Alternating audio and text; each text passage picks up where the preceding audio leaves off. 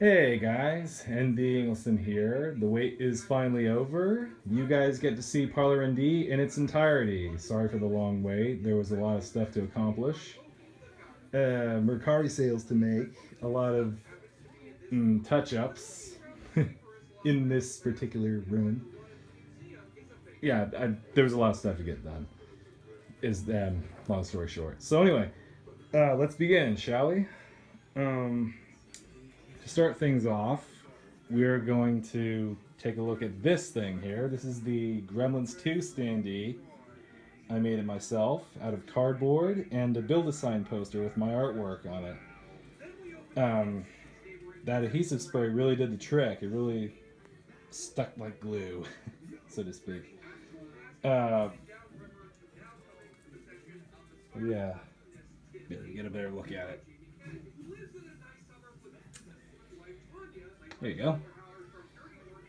So yeah, I was gonna do Indiana Jones or Terminator or Austin Powers, but then I thought it would look kind of weird to see movie characters that are actual people smaller than normal. So I went with a character that was more appropriately to scale, smaller in size. Characters like E.T., Slimer from Ghostbusters, those characters. This is the one I decided upon. This is Mohawk from Gremlins 2. It's right there. Do I even need to say it? And so here he is. And it says here. Yeah, nice tagline. Okay. And I couldn't do a 3D standee for this because, I'm lazy as hell. And I think 1D is a more optimal way to start out. Baby's first DIY standee, pure and simple. Okay. Over here, we have posters and ads on the mirror. Yeah, so, let's see. Just some, just some random pics. There's a few Blockbuster Hollywood Video ads and VHS video advertisement posters. There's this.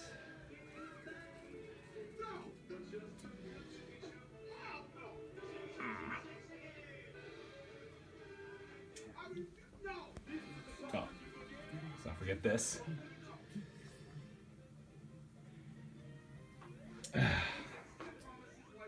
Yeah, so, yeah, I kind of had a bit of, this was kind of a tough decision for me to make. Like, what should I put on this mirror? Should I just leave it, bare, nothing on it? But then I thought, maybe if I put posters on this, it'll look like a storefront window. And, yeah, that's what it looks like. I think it worked pretty good. So right here we have this little entertainment center here for movies and for movies and video games. You got mostly video games. Well, it's only video games. I'll get to the movies later.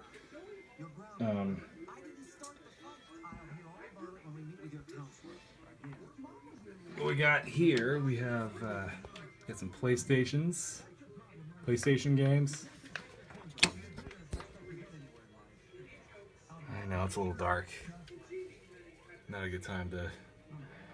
Probably worst time ever to do any recording. There's not much light.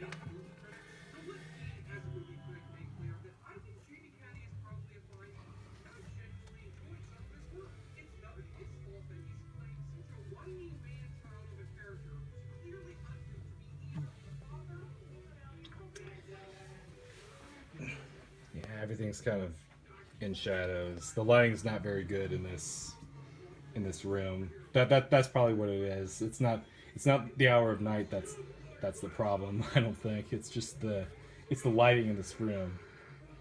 I had a track lighting right there installed like a couple years ago during the summer while we were in lockdown. I won't talk about that. But anyway, yeah, there you go. The front of the entertainment center. And we got Batman Beyond playing on TV. This was a show I used to watch this on Cartoon Network. Really good Batman cartoon, if I do say so myself. But I guess I could be wrong. It's pretty good, all things considered. Okay.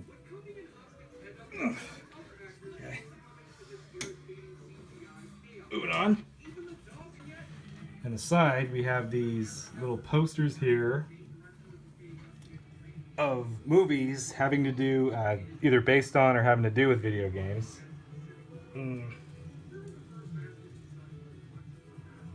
Now, these were kind of a tough decision for me because mainly I wanted this to be for movies, but I also wanted to keep the video game theme in place because, like I said, in this e-center, yes, I'm calling it an e-center, don't want to hurt myself. In this e-center, all we have are video games. But like I said, so that's kind of why I wanted to keep the theme of the video games in place, but at the same time, have a bit of a movie feel to it. I just thought, why not just do posters of movies, either based on or having to do with video games. So there you go.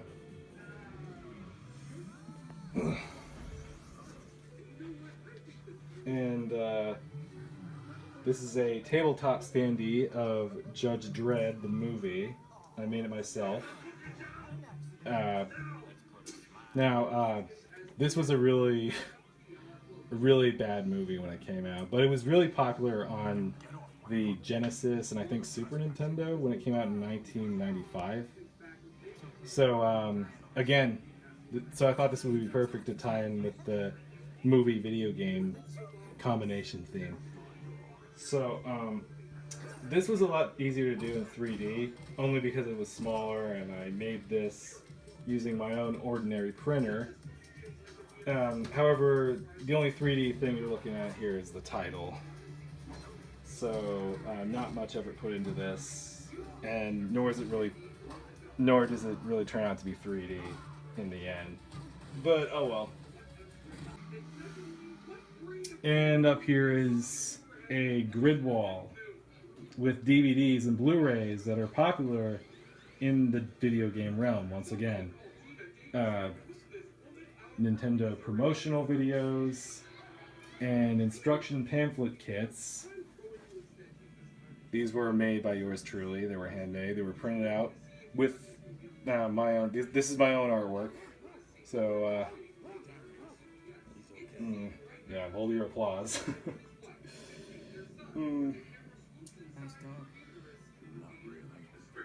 And in here we have this.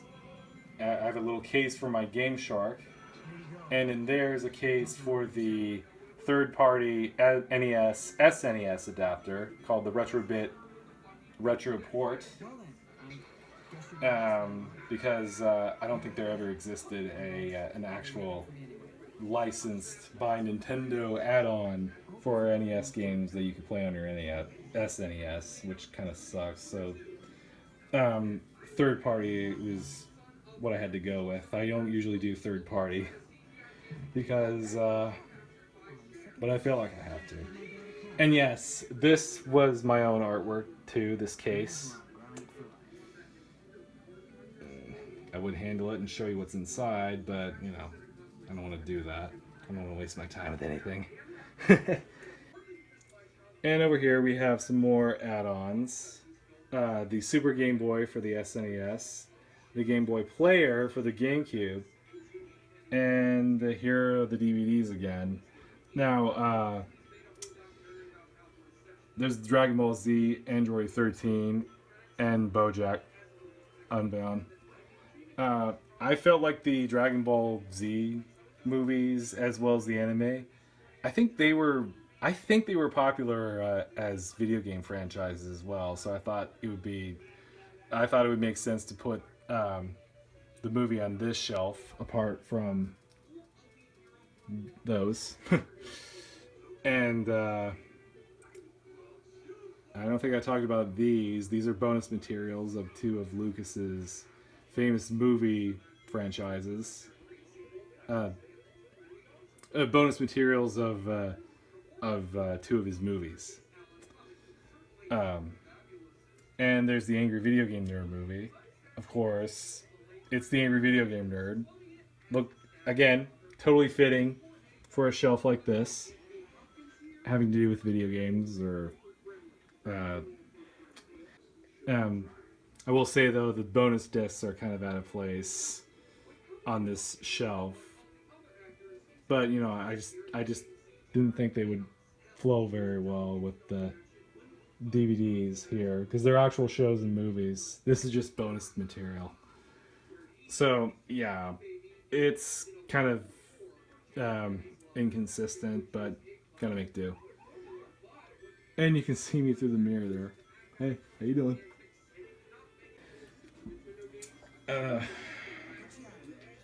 What else we got? Oh yeah, so I was gonna do a slat wall for this. Oh wait, video game boxes, video game console boxes up there. I was gonna do a slat wall for this.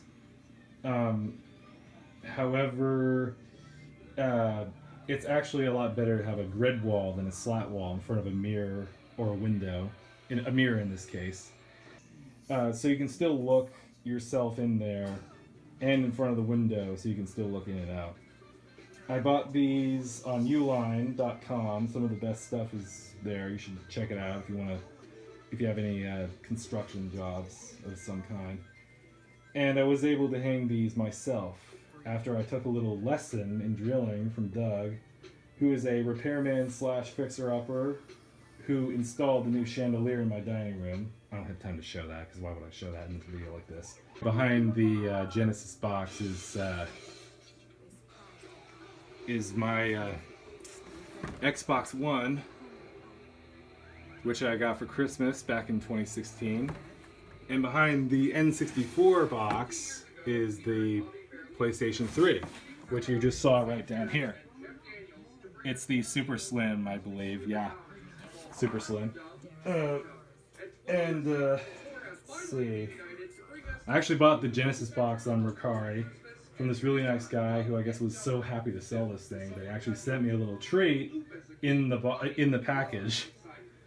So just to show how thankful he was for being my customer.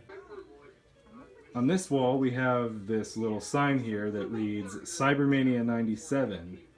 This is based off the Cybermania 94 logo. If you watched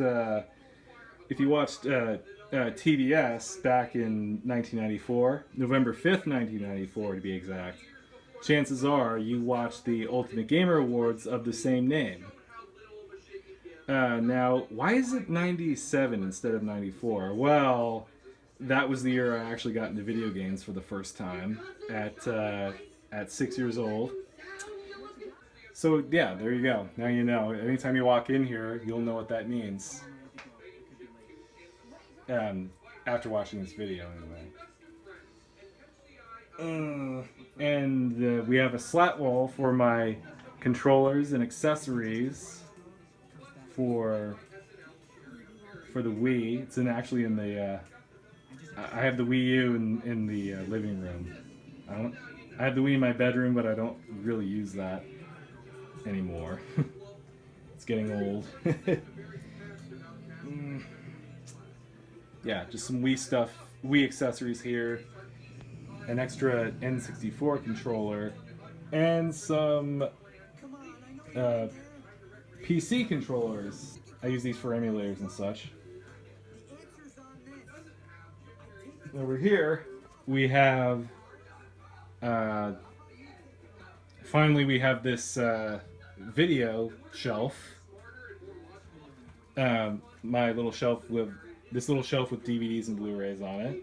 Here we are. We are now checking out the movies, out with the video games and into the movies and shows on DVD. I'll just scan through I'll just scan through these, show you each and every one.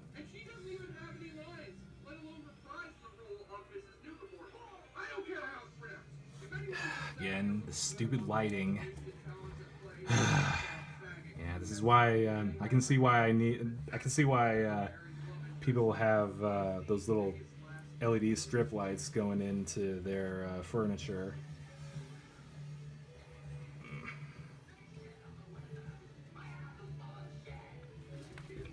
So those are the DVDs. We have the Blu-rays here. There's some Blu-rays up here too, but they're all just sports. Yeah.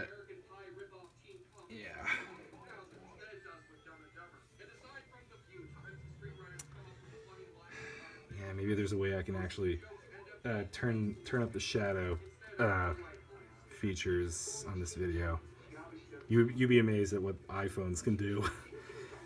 And we have the laser discs right here.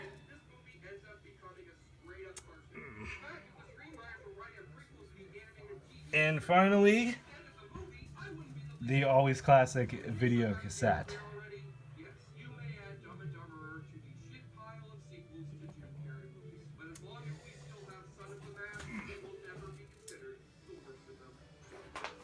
Yeah, so as you can see, this is a pretty pimped out. Movie shelf, as implied by the DVD, Blu-ray, Laserdisc, VHS signs. Posters on the wall next to the movies. More posters. Really small ones, I might add.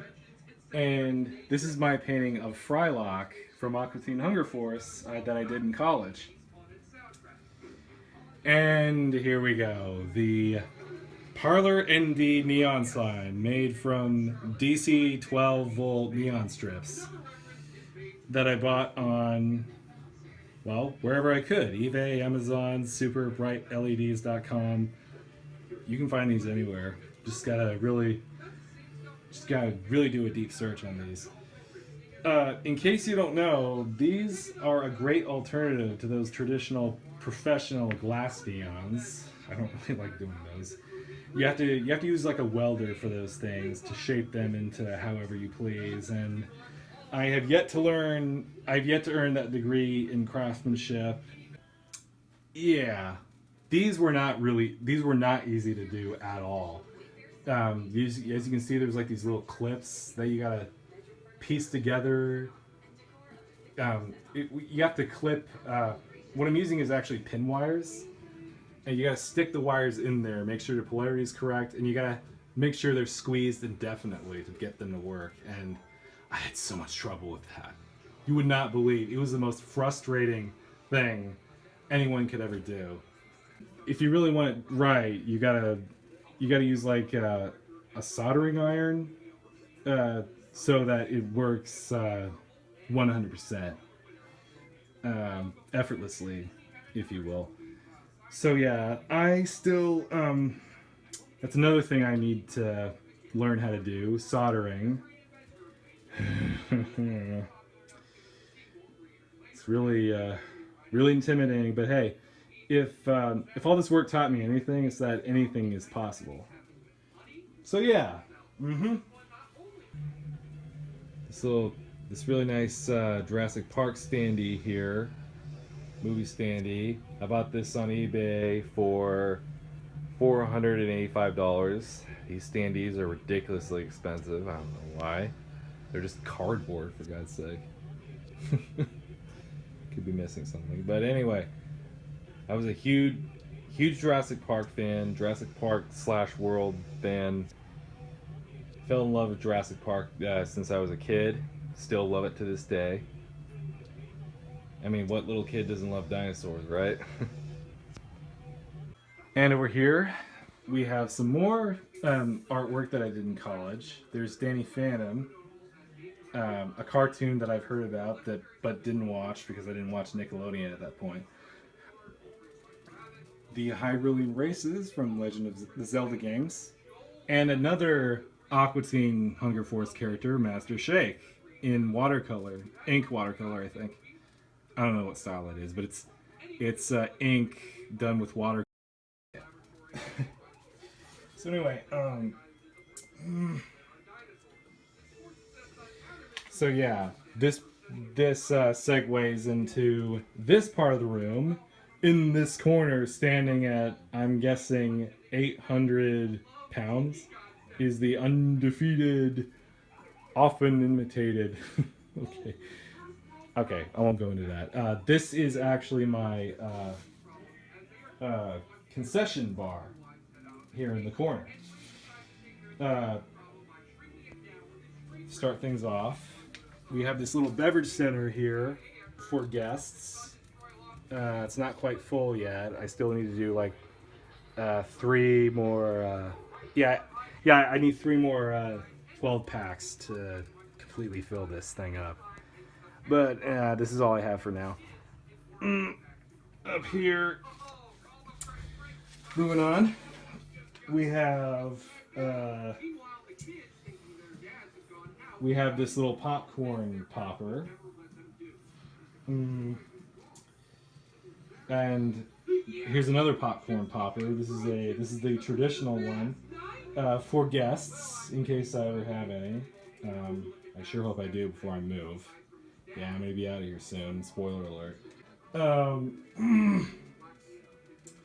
Yeah, the Stewart popper is actually for myself in case I don't have people over, because the machine itself is kind of a hassle. This machine. And this thing right here, this is really cool. This is a vintage 1980s Presto hot topper. As you can probably tell, I use this to pour butter on my popcorn. You can use this for many other things as well, like pancakes, waffles. Just add syrup to this. I use butter topping in this case because this is what I use to make popcorn. Yeah.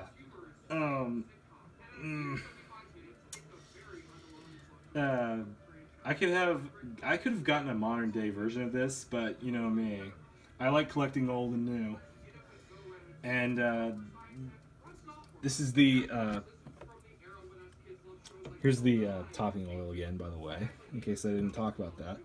This is the conventional salt that they use with popcorn, those movie theaters out there. Flavacol, that's really handy. It's pretty old though. I've had it for like 6 years now, but I don't see what that's a big deal. I mean, it's still, the salt is still fresh. Who cares as long as the salt stays fresh? Am I right? I don't see why they have to put like expiration dates on that stuff.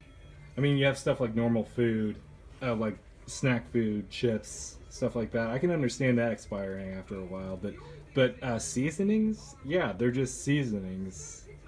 I don't see what the problem is, and I'm sorry for this editing. I'm just really tired this evening, so you know I kind of need a break from my speech once in a while. So yeah, just a heads up on that. But yeah, point is, I don't see what the deal with seasonings. I don't see why seasonings need expiration dates. In front of the, on top of the guest popcorn maker, I'll call it that, is a few tubs. These are the tubs for my popcorn. There's a small, medium, large, and some, actually, I guess you could call them spoons. Teaspoons, tablespoons. There's a specific name of spoons. There's a specific name for these spoons, but I don't know exactly what. They're spoons. And in front of the machine are these drinks that I made from. These are made from the Frappuccinos from Starbucks. I sanded off the logos, and I put these little logos, my own logos, on here. See, it says Parlor ND. By the way, isn't that logo just? Is that not so 80s? Look at that, so 80s, rad. So yeah, these are the drinks I would serve my guests, and these are the drinks I would drink out of whenever I watch movies, of course. But yeah, they're drinks distributed by Parlor ND. Yeah, as is typical with you know, establishments, movie theaters, restaurants. They of course make cups with their logo on it. Okay, The movie display marquee is right up here. There's a few choices of movies up there. I might make some more of these at some point, but these are the movies I decided to go with for now. You can actually switch. The displays out, but I don't want to do that right now. Too much work. Yeah, this is something you would see at the front desk of a movie theater, in the box office, or even the refreshment stand. The point is, or even in the hallways before you go to see a movie in one of the rooms, one of the auditoriums. But yeah, this is something you would see at a theater, bottom line. A little TV screen here in the center. This little TV screen here in the center, which brings us to this exhibit of the room, the home theater system. We got the, let's see, to start out, we have this Blu-ray player. Which also plays Blu-ray 3D discs, and of course the projector, and yes, it's 3D ready. It's right up here.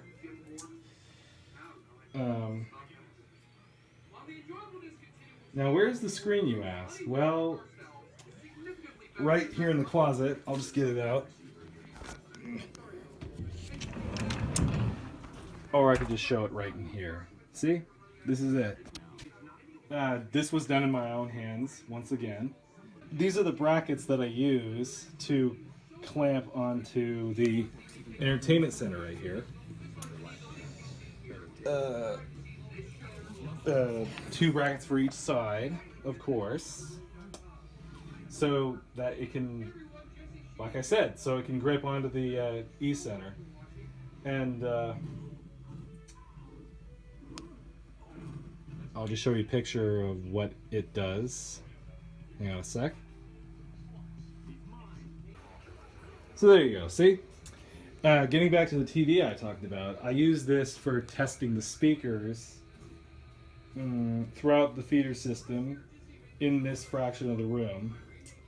And let me know if you find it pretty disorienting to get the speakers to work without the video on. And when I don't want to use the projector as a means for that, I just use the TV instead.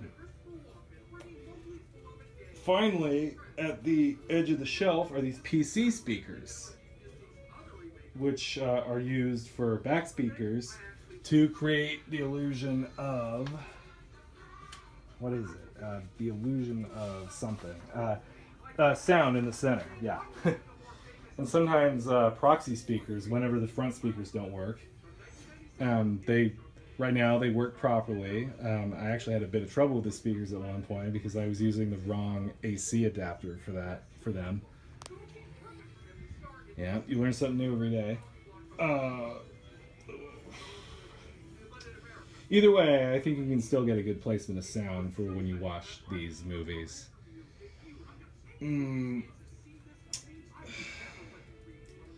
Under the shelf is my graduation certificate from Santa Rosa Junior College. Makes me cry my eyes out whenever I see this. This on the left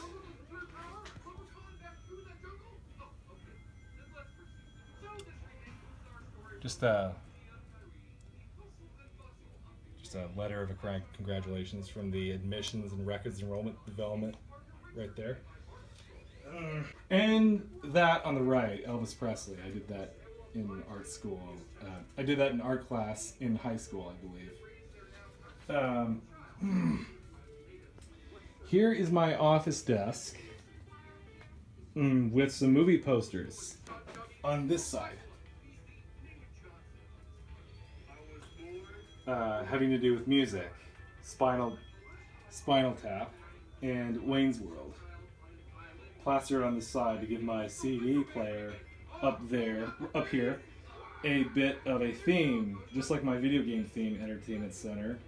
Also adding to my CD player context in this poster of Aerosmith's Revolution X, which I think was a rhythm arcade game developed by Midway. Yeah, right there, Midway. And as a video game poster, it blends in perfectly with the video game posters on this wall. Right here. And there's one on this side of the desk too. Let me show you. Right here, Sonic and Knuckles. And the biographies of the two aforementioned characters. So, yeah, these posters advertise the games added to their respective emulators on my Windows 10 right here. And there's the screensaver. Well, it's not a screensaver, it's a prototype of the screensaver for Parlor ND. I don't know if there's a software that you can use to make your own screensaver, but I'll find out that soon enough. The point is, yeah, I have emulators installed on my computer here. We have Kega Fusion for Sega Genesis ROMs and Project 64 for N64 ROMs. Now, here's something to note. The only ROMs that I've downloaded for these emulators are the ones not available for purchase online, whether it be Virtual Console, Xbox Live Arcade, or PlayStation Store, or not included with compilation games like Rare Replay or Sonic's Ultimate Genesis Collection, etc.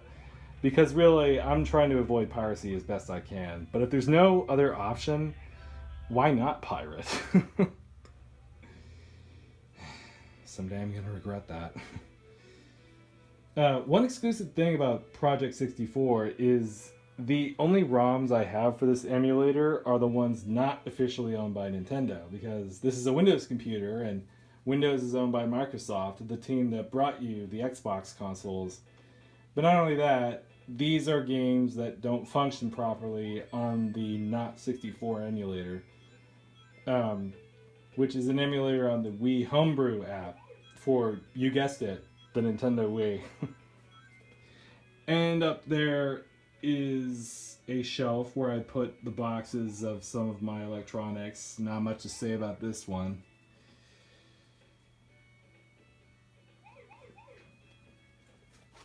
Ah, yes, I've been wanting to talk about this for the past 30 to 40 minutes of this video. This, oh my god, this is my, this is my own homemade Sega Genesis kiosk. This one I made in my own hands by yours truly. I actually made I made a separate video of this. I actually did a separate video of this thing. It's on my YouTube channel. The link is in the description. And for those watching this on my DVD, they're watching this on my DVD-RW of my taped recordings of memories. I'll just put it on the screen right here. So yeah, if you're interested in watching that, the link, the URL is right there. Go check it out. And of course, I did a construction video on the Parlor ND room itself, if you want to see that. Here's the URL again, and it's also in the description. Just write it down for those watching on DVD-RW. So yeah. Pretty neat, huh? This, here's the marquee. This is one of my favorites. This is the marquee. And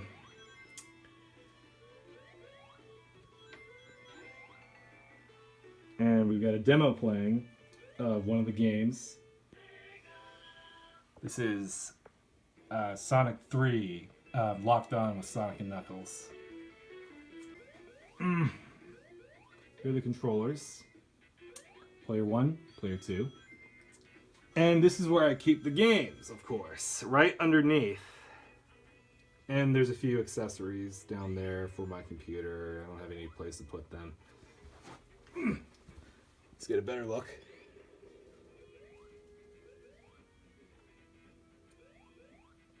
Quiet down up there. I'm doing a review of this. Yeah. Oh yeah, also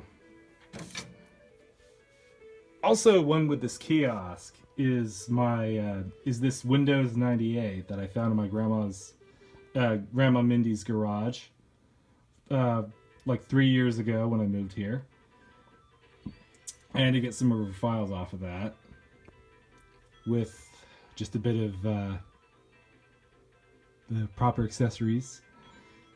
So yeah, point being, yeah, I have some games installed on this thing. This is Windows 98 is a very old computer. It's basically obsolete now, just like all the other old computers out there. So I use this for gaming. That is to say, mostly Sega gaming, to tie in with the theme of this kiosk, of course. And this is actually connected to the TV right here. What I did was there's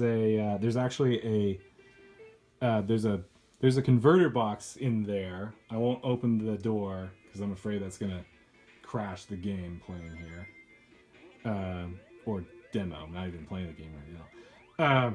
So yeah, but in that unit, in that cabinet, I should say, there's a converter box that connects the cord from the CPU to the RCA cord that plugs to the TV. I had a bit of trouble with that, but I kind of ironed things out there. You want to hear the story, the nightmare story behind it.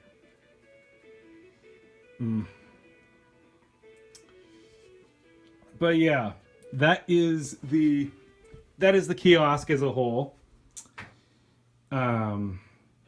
Did a pretty good job on this, if I do say so myself. Say what you will about it. You can say I did a really crappy job on this, and I will admit it's not the most aesthetic thing ever built. In fact, it's a little dark, but there's a bit of unprofessional spray paint right there. There's a little clump right there, but yeah, I think it's pretty good, if I do say so myself. Once again, your opinions are all that matter to me, not my own. Oh, just in time for the Parlor ND indent up there. Okay. And again, obvious editing. Again, I don't have the skill to do, lectures in one video without rest.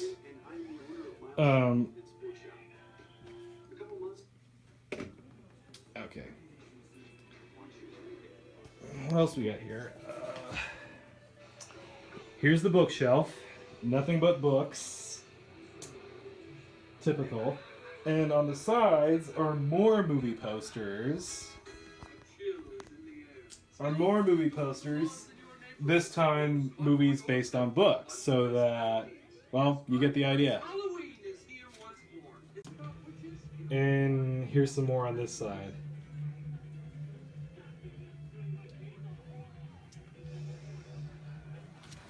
And on top of the shelf are these are some tape recordings of TV networks from the past on VHS, sealed in these custom-made blockbuster Hollywood video sleeves done by yours truly. Next to which is this little CD rack shelf thing for my DVD RWs. Almost every video cassette I owned as a child has been transferred to these discs, so I can re-watch them as much as I please without ever needing the tapes ever again. Above the bookshelf is a TV situated on the wall, as you just saw. The Parlor ND logo indent popped up there just not too long ago. Situated on the wall. This is used to play video cassettes and sometimes even apps on my Roku stick, as you can see right here, what I'm doing here. Such as YouTube, HBO Max, etc. Right now you're looking at YouTube. So yeah, I had this playing on the TV whenever I'm in here working and I need to keep myself occupied, or when I have guests over and make it look like a TV set being advertised. When you go into a video store, Best Buy, or wherever, chances are you would see a movie playing on a wall mounted TV. So yeah, that's what it looks like. Man, my arm's getting tired from holding it up. Jeez. Okay, what do we got here? What else do we got? Oh yeah, this sliding door here. On this sliding door here are some quotes from famous movies. Get a closer look. I'll just show them to you. You can probably guess which one of these is from which movie without having to look at the movie title underneath. This is something you would see on the wall at Hollywood Video more often than not. Above the doorway, we have, of course, more neons, blue neons, in fact, in this case. Tell me what you think of, tell me again what you think of the neon fixtures right there. Yeah, again. Yeah, there's some red ones right there, too.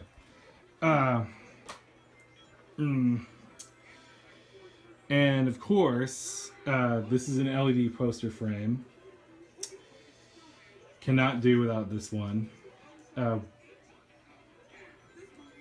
Cannot do without something like this if you're gonna have like a media room of some kind or a fan-made video store in a basement. Yeah, can't do without these. No, I just couldn't. Can't live without it.